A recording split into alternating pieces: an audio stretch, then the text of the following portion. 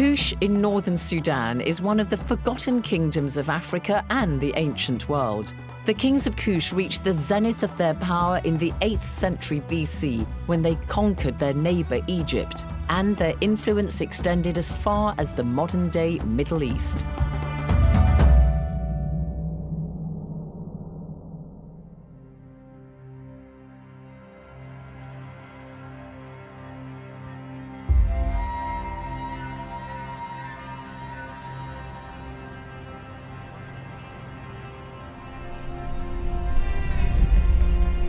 Sudan's capital, Khartoum, where the Blue and White Niles meet.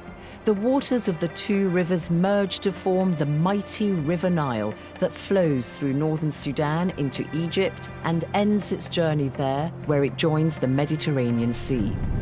The Blue Nile starts deep in the Ethiopian highlands, and the waters of the White Nile flow from Lake Victoria in East Africa, although it probably originates from deeper inside Central Africa. The River Nile has for centuries played silent witness to the great civilizations that existed close to its banks.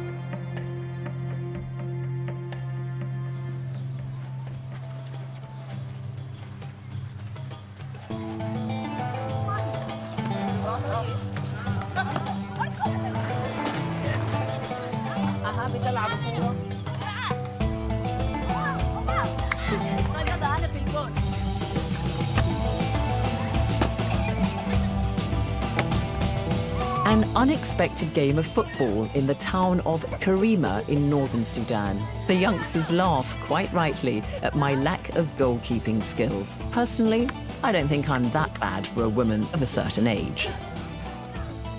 As I try to bridge the generation gap, so too does the town of Karima. It reaches down through the generations to a time long gone by when it was known as Kerma. And it is here that we begin the story of the kingdom of Kush. Early humans existed in Sudan for tens of thousands of years. By about 5000 BC, we know that people in northern Sudan lived from fishing, hunting, and basic farming. And there's evidence that they raised cattle too. They lived in relatively small, independent and separate population groups. They had to be mobile so they could find good pasture for their livestock. The rich waters of the River Nile made the land fertile, which meant crops could grow easily, so farmers could settle down and develop communities.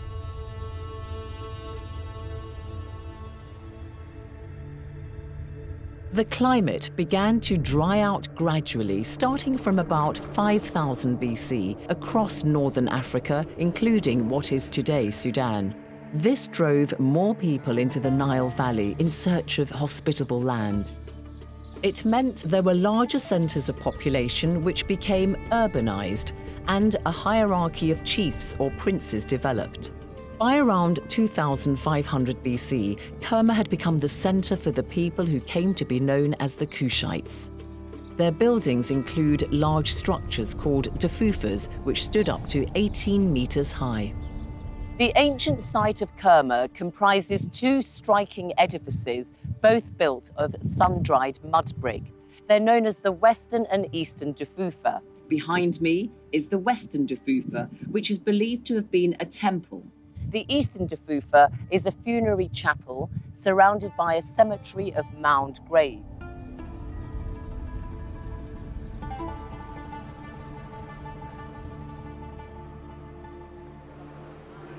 Archaeologist and historian Dr. Abdulrahman Ali is director of Sudan's National Museum in the capital, Khartoum.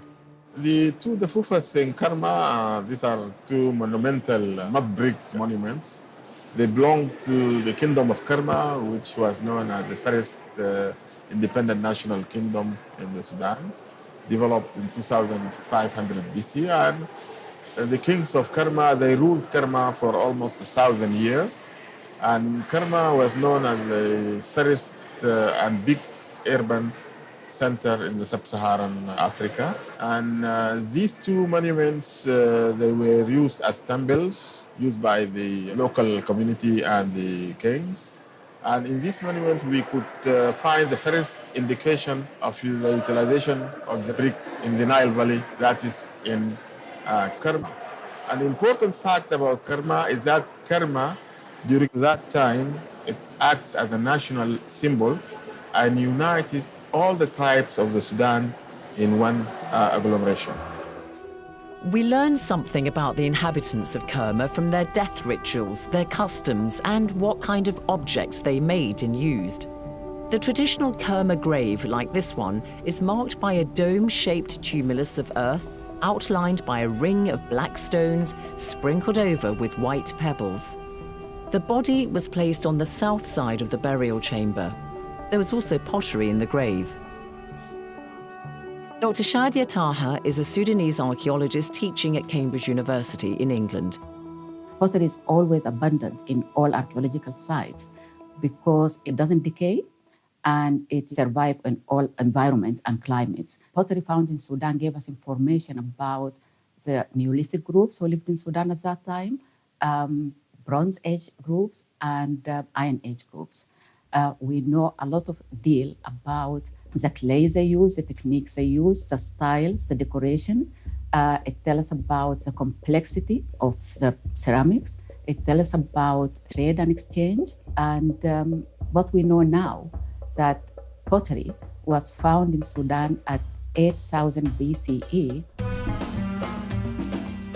The National Museum in Khartoum has many exhibits from ancient Sudan.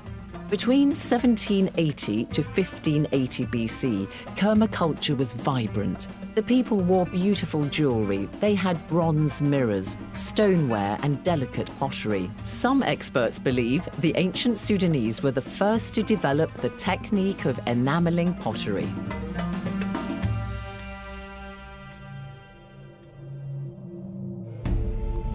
This period of ancient Sudan's history is linked to that of its neighbor to the north, Egypt. At about the same time in ancient Egypt, that is around 3000 BC, the first dynasties were establishing the rule of the pharaohs. What was the relationship like between these two close kingdoms? It was both hostile and complementary. And over the centuries, the balance of power would shift from one to the other. As Shadia Taha explains, in the writing of history, mostly by Western scholars, the importance of ancient Sudan in this relationship has been rather overlooked.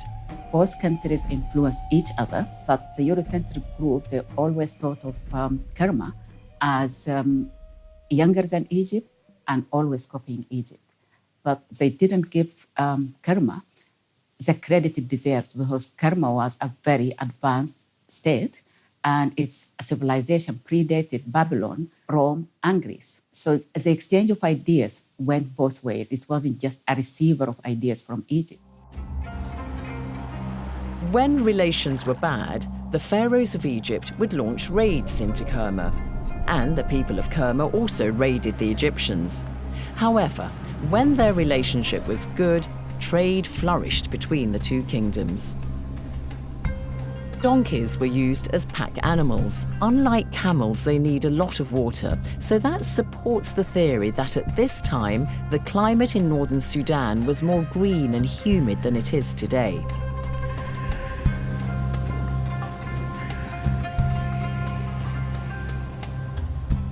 As well as moving goods overland, they transported them along the Nile on boats that were later dismantled. The wood was reused in Egypt for building.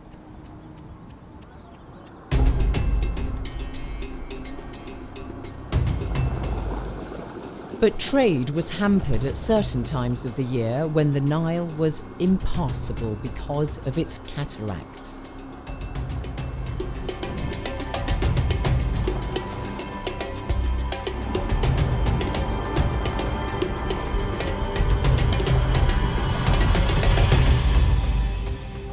There are 6 cataracts in the river.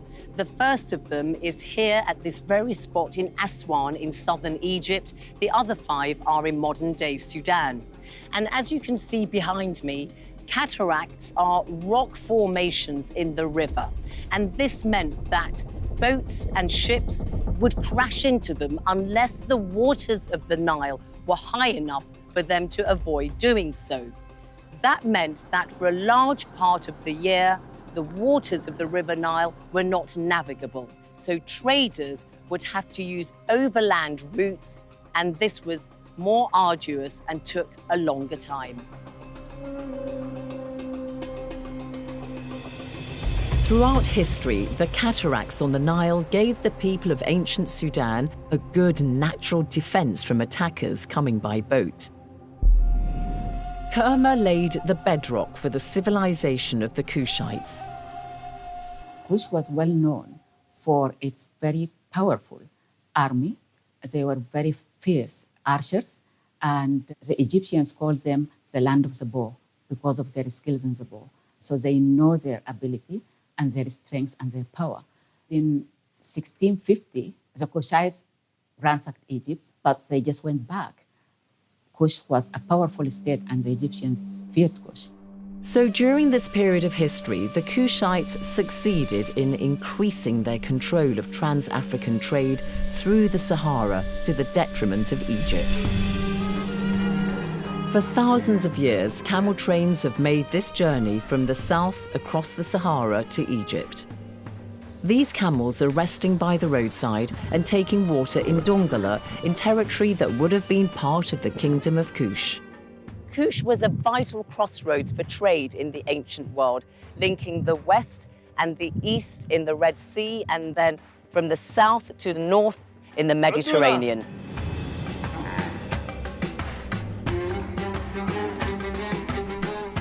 The overland route through the hot terrain was difficult in the past and still is today. This man tells me they've ridden from Darfur in western Sudan and are on their way to Cairo. That's a distance of nearly 2,000 kilometers. 40 يوم. 45 يوم وانت بادي من وين؟ على السلامة. I wish him well on his journey to Egypt and bid him goodbye. Trade across land and along the Nile was, of course, a critical source of wealth, and so the Egyptians wanted to regain control of this trade route to restore their fortunes. By 1550 BC, ancient Egypt was at the start of a new golden age, and powerful rulers like Queen Hatshepsut and Tutmosis III made it their mission to build up Egypt's trade again. Tutmosis III sent an army up the Nile and defeated the people at Kerma. Now Egypt could take full advantage and exploit the kingdom's resources.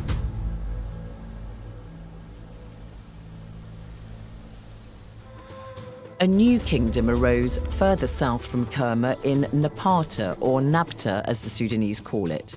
My own opinion, they moved to Nabta for economic, political, and religious reasons. Economic reasons because Nabta was a meeting place for trade. The population was growing.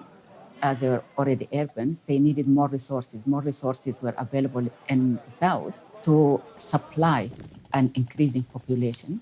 And religious reason, Jabal Barkal is a sacred mountain which Egyptians and Kushites believe that Amun resides in Jabal Barkal. The god Amun-Ra. The god Amun-Ra. So it is sacred for the Egyptians and the Kushites.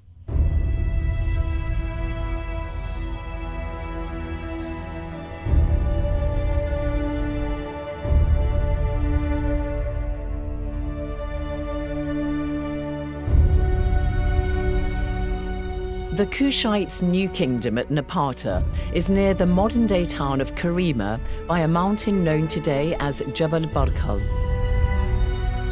Their move coincided with another decline in Egypt, which had become so engulfed in its own internal rivalries that it paid little attention to Kush. This meant the kingdom at Napata, which began in El-Kuru, could develop undisturbed.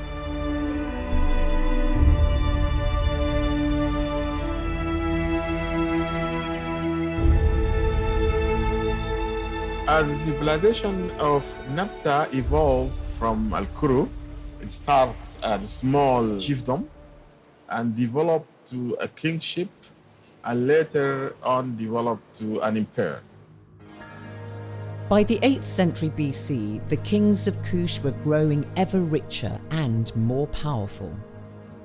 At the Kushite capital of Napata, the mountain dominated the landscape, much as it does today. In its shadow, life goes on in Al-Kuru. Time, I think, to abandon the open desert in search of human inhabitants.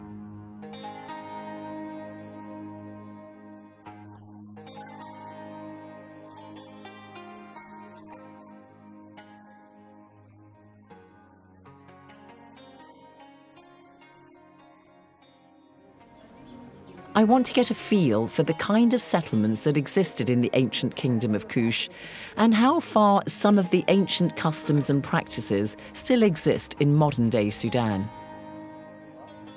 So I've been asking the ladies of the house to show me things which I know were used in the era of the Kushites and which I know are still used today.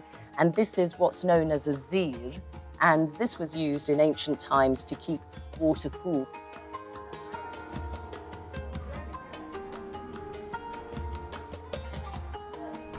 So I find it absolutely fascinating that I can find an old house like this that is just so evocative of that period of Sudanese history. You can see the traditions of the Kushite kingdom still living on in the people who inhabit this area. People here eat the same grains and use similar earthenware storage urns.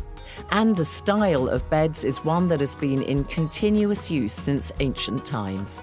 I remember beds like this from decades ago in the Sudan, but of course people have since moved on and tend to use mattresses, which is why I suppose why this has just been used as a repository for dates.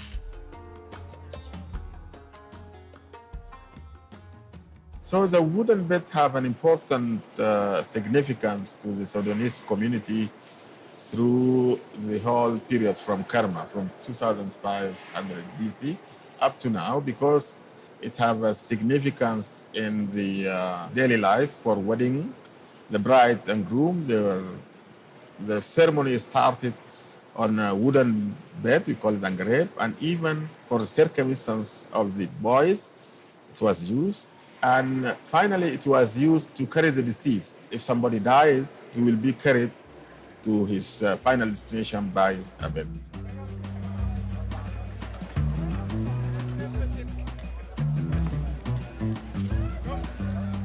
I've come across a wedding party in a settlement at the foot of Jabal Barkal. The men are gathered waiting for the ceremony to start.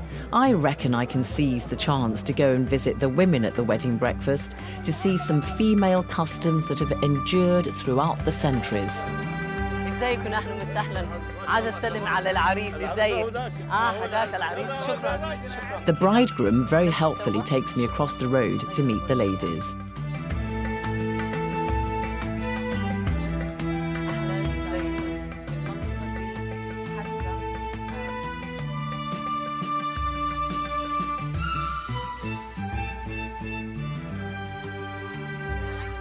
I'm just looking at this lady's hands with the henna and the beautiful gold.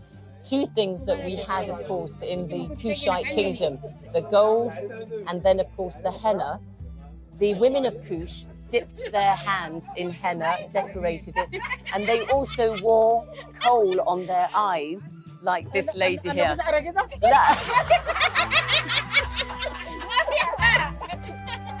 And this is the holder that the coal is kept in today. And the bridegroom's aunt, Samira, is going to show us how they would use it. Amazing, she did it without any mirror. Kushite women, like one famous princess who lived in the 8th century called Amanirdis, wore elaborate jewellery. She probably had fine gold rings, bracelets, and colourful beaded necklaces, like these in the National Museum, some made of ostrich eggshells.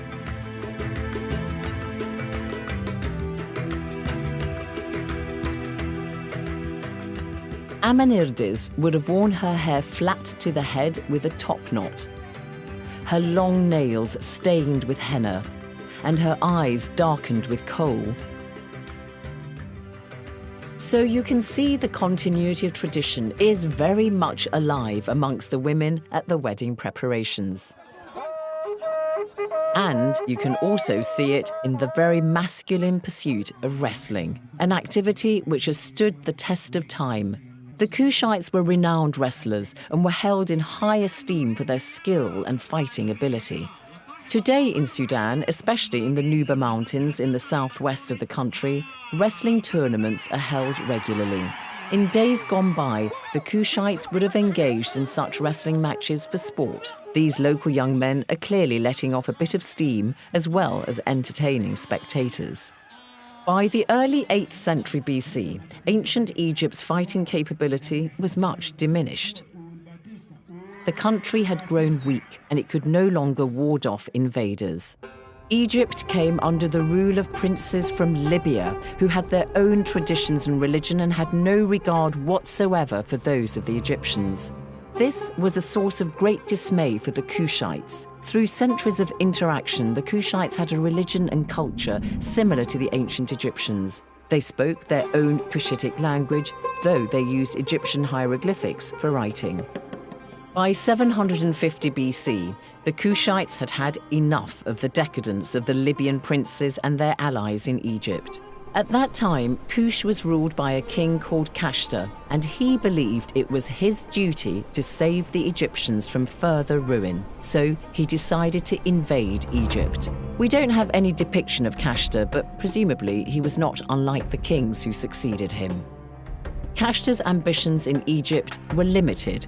He simply wanted to protect the religious center of Thebes, modern-day Luxor, in southern or upper Egypt. King Kashta was a force to be reckoned with. He owned the gold mines in Kush and controlled the River Nile and land routes for luxury goods like ebony and ivory from further south in Africa. At his base in Napata, between the 3rd and 4th cataracts of the River Nile, around 450 kilometers north of the modern-day capital Khartoum, Kashta ruled over a flourishing community of Kushites. King Kashta's main place of worship was at the nearby temple of Jabal Barkal. From a distance, it's imposing, and as you get nearer, you can begin to make out the well-preserved remains of the temple. Kashta's army was renowned for the skill of its horsemanship and its archers, who would dip their arrowheads into poison to make them more deadly. Their speciality was to shoot their opponents in the eye. Kashta's army first took Thebes, the religious capital of Egypt. For the most part, the Kushites were welcomed by the locals there, grateful that their co-religionists were seeing off the heathen Libyans. With Thebes secured, Kashta could rest easy. 3 years after he'd begun the campaign into Egypt, King Kashta died. He was buried in Al-Kuru in his homeland of Kush. Kashta's body was mummified in the Egyptian fashion and placed in a highly decorated wooden coffin covered in gold foil with inlays of coloured glass and lapis lazuli. His body was placed facing east in the direction of which the sun rose, and the coffin was placed in a grave like this, above which a huge pyramid would have stood.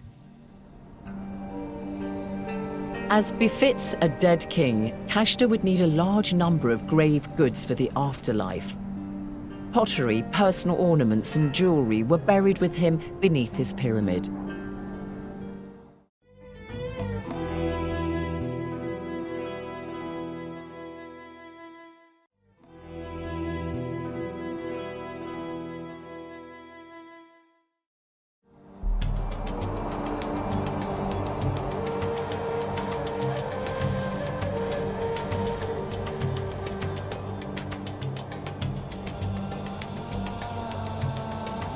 The Kushite pyramids differ from those in Egypt. They're smaller, steeper, and made of red sandstone. There are 1,000 pyramids that have been discovered so far in Sudan, though only about 300 of them are still standing as pyramid structures. In Egypt, there are about 100 pyramids. Our pyramids, the Sudanese pyramids, have different aspects because their angle of building is very steep compared to that of Egypt. We know that the kings and queens of Kush were buried with all manner of personal belongings and furniture, and also shabtis, which are these figures of people who would serve them in the afterlife. Were they actually ever buried with real live human beings? This is the idea of accompanying the deceased, because in one grave, in 1916, in one of the kings of Karma grave, some of the deceased were covering their faces with their hands. So it means that these people were maybe put into the grave, intoxicated or drugged, and put to accompany the king. In the later period, there is no indication of intentional accompanying of the king, but they put the shabtis to serve the king in the afterlife.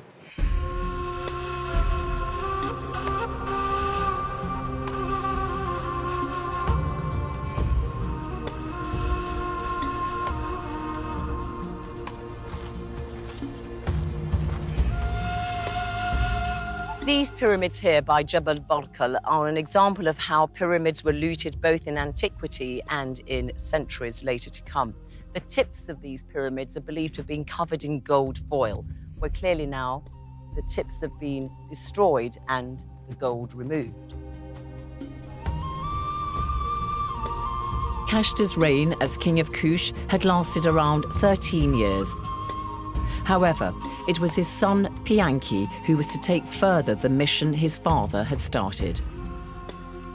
Pianki was crowned king at the temple of Amun in Jabal Barkal, probably in 747 BC, and he ruled for about 30 years until around 715 BC.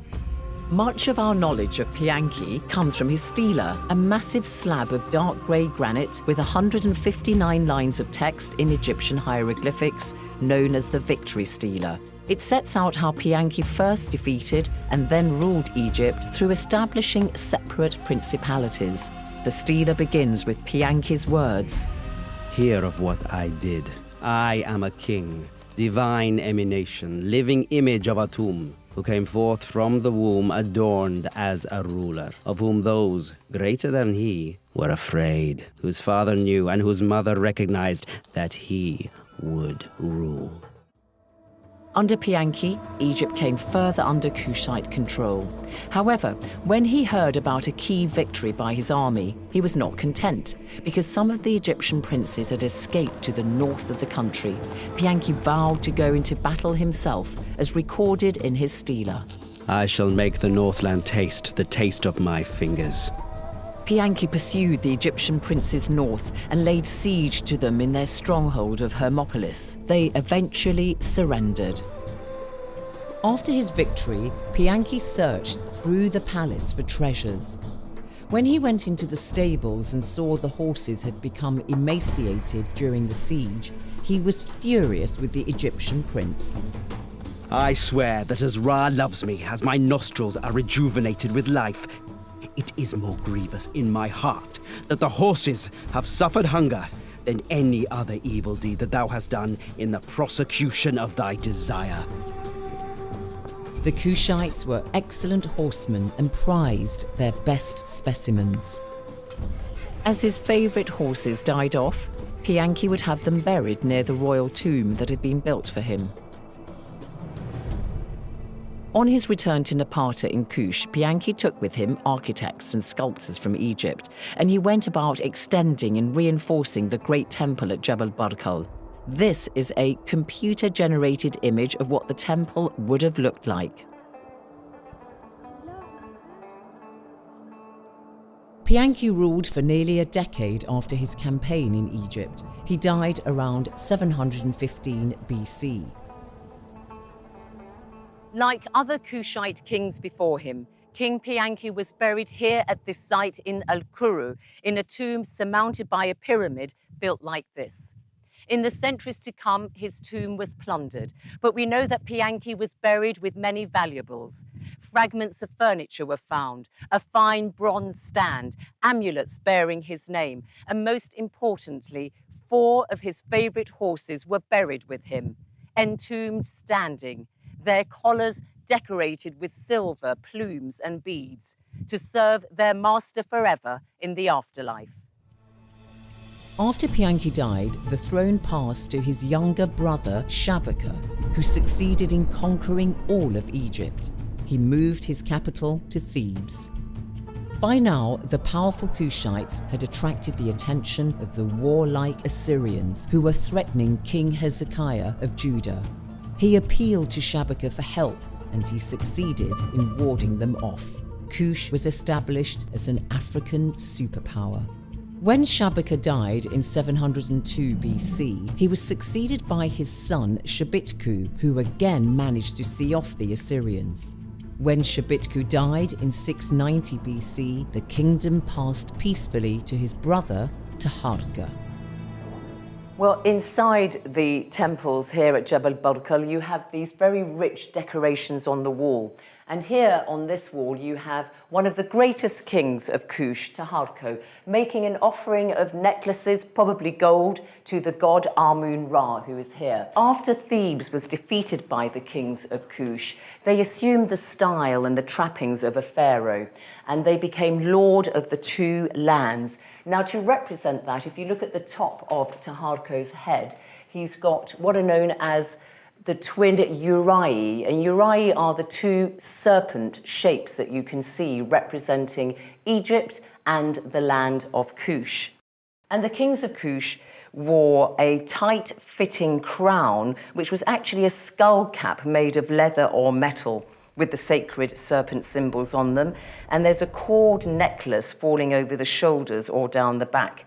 And the kings of Kush are often depicted wearing a kilt, and the Kushites wore shoes or sandals. The poorer citizens went barefoot, but as a king, Taharqa's sandals would have been made of leather, usually with a high curving strap extending along the entire foot and curving over the toes to meet the soles. And on special occasions, their sandals might be coloured in red, yellow, or green with decorations stamped on them in a snake pattern. Like the kings before him, Taharqa was engaged in bloody rivalry with the Assyrians.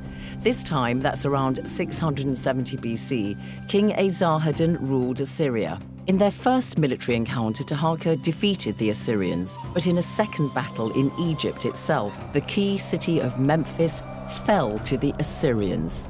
Taharqa was wounded, and he withdrew from the battlefield and headed south to Thebes, where the Assyrians did not pursue him.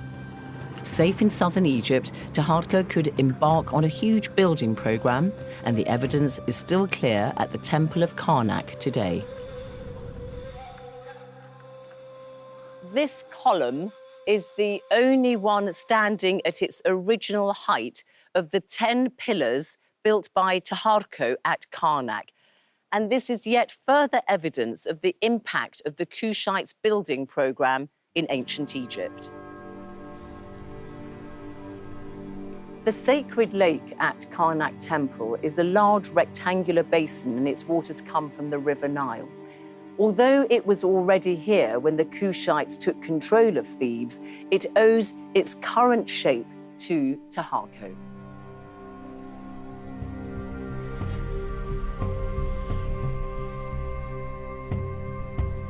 After an eventful life, Taharqa died probably in Egypt. But he wasn't buried in the royal cemetery at Al-Kuru, but here in nearby Nuri, he chose the highest spot in the area for his pyramid, which is the biggest of those still standing. Some archaeologists believe that it was originally enclosed in a much bigger monument. Taharqa may not in the end have been able to prevent the Assyrian conquest of Memphis and the Nile Delta. The combined might of the Assyrians and their Egyptian allies proved too much for him, but his power and standing were recognized even many centuries after his death. In fact, he's mentioned twice in the Bible. After Taharqa's death, the crown passed to his nephew, Tantamani. Tantamani became king at what could hardly be described as an auspicious time. Part of his kingdom was in the hands of the Assyrians and their Egyptian proxies. Tantamani decided to go to Memphis, not far from modern-day Cairo, to try to reclaim the city for the Kushites. Tantamani captured Memphis back from the Assyrians and restored his dynasty's glory, but his pride was short-lived. The Assyrians took the religious city of Thebes. They looted and utterly destroyed it. But deterred by the harsh climate, the Assyrians did not venture further south beyond Thebes and retreated. The loss of Thebes severely undermined Tantamani's prestige. He returned to Kush humbled, but he remained king there until his death. His defeat by the Assyrians marked the end of Egypt's rule by the Kushite kings. They had formed the 25th dynasty of the pharaohs of Egypt, a period that had lasted nearly 100 years. The balance of power now shifted back to Egypt. The defeat of the Kushites in Egypt meant the sun had set on the golden era of the kings of Kush. They never returned to Egypt, but they did continue to govern in Kush, here in northern Sudan, for another 1,000 years.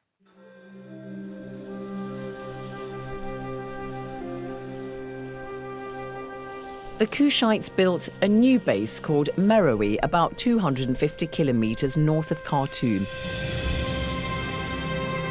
an area known today as Al-Bajrawiya, and not to be confused with the modern city of Meroe.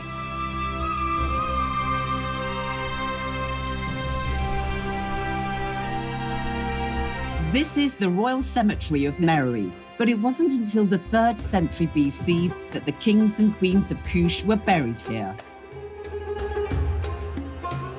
The Kushites quickly developed a new and prosperous kingdom here. People began to farm as well as rearing livestock, and Meroe became a central point for commerce. An abundance of iron ore led to the working of iron.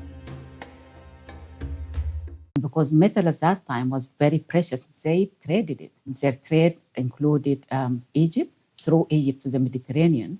It went to India and China and to the rest of Africa. And that is why they became wealthy. Caravans and the trade in iron, beads, and glass and linen. Because they had the iron ore, they had the river Nile, they had water, and they had organizations. Ironwork in Meroe is equivalent to Industrial Revolution in the West. The royal family lived here at the royal city. The buildings included a palace, a library, and baths. The royal city is the best preserved part of the ancient city of Meroe. All around you, you can see the remnants of buildings, monuments, and structures of a civilization that at its height enjoyed all the attributes of urban life.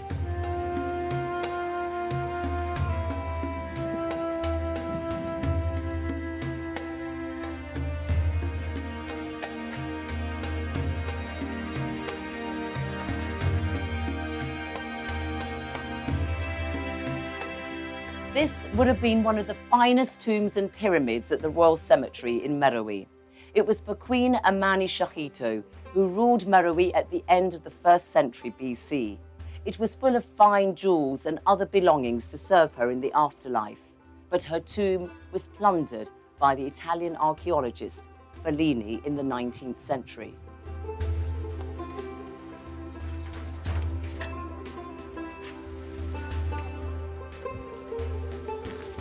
And after her bath, Queen Amani Shahito and other members of the royal family would just walk a few steps, come here, sit on one of these chairs, and enjoy a good massage. Where's my masseur? The queens of Kush at Meroe had a powerful role. Unlike the ancient Egyptians, women could succeed as monarchs in their own right, or they could rule jointly with their husbands or sons. And the king's relationship with his mother was of extreme significance. What do we know about Queen Amani Shahito? Queen Amani Shahito, we know about her jewelry. She was covered in jewelry, and she used to love, well, all Kushites women loved gold and jewelry. She was a large lady, I have this mug, which depicted her in most of the temples and the cemetery as a very large woman. This is for two reasons. Large ladies, it is a symbol of prosperity and a symbol of affluence. That means she was well fed and she wasn't starved. The other thing I believe that, because if you could see here in this mug, she is fighting an enemy who is shown as smaller than her, and she was really towering over him. So that could be another reason, maybe exaggerating the size in these carvings a little bit, but they were still plump. Because So they were powerful ladies, yeah. Queen Amani Renas actually fought the Romans. Pretty powerful warrior queens, weren't they? Yes, they led armies, and they used to go and really do lots of raids in southern Egypt. So the fights between the Romans and the Kushites continued. Queen Amaniras, in one of the battles, she was blinded in one eye, so she became the queen with one eye. And in the year 22 BCE, the Romans make a treaty which benefits the Meroites, just to stop the fights between the two of them. At Meroe, the Kushites embarked on a big building program. You can see here at the ancient site of Musawarat clear evidence of temples and we think also palaces and other monuments. The Kushites interacted with other civilizations, ancient Romans, the Greeks also. And you can actually see this quite clearly in the influence, for instance, of ancient Greek architecture in this column here behind me.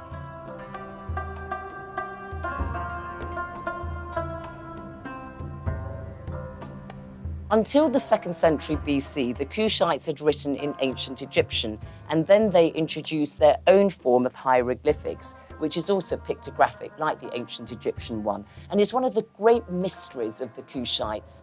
We just simply cannot read their Meroitic language. We have an idea of what it might have sounded like, but we can't understand it. Why did the Kushites introduce their own hieroglyphics? Well, we believe it's because the population formed in smaller groups and began to move around, and so they needed to communicate with one another. The Meroitic era of ancient Sudan boasts many fine buildings which showed the Kushites lived in some style in this period. In the mid-1st century AD, King Natakamani and his wife Queen Amanitere were prolific builders at the site of Naka. There were statues to Epedimac, the lion god. The Kushites worshipped the same gods as the ancient Egyptians, however, Epedimac was unique to them. But the success and riches of Meroe attracted envy from a powerful new kingdom called Aksum, in what we refer to today as the Horn of Africa. The Aksumites put Kush under pressure, contributing to its decline in the 4th century AD. The fall of Kush meant a glorious chapter in the history of ancient Sudan and Africa came to an end. In the next programme, we find out about the Kingdom of Aksum, what led to its rise, and why it was described as one of the 4 great civilizations of the ancient world.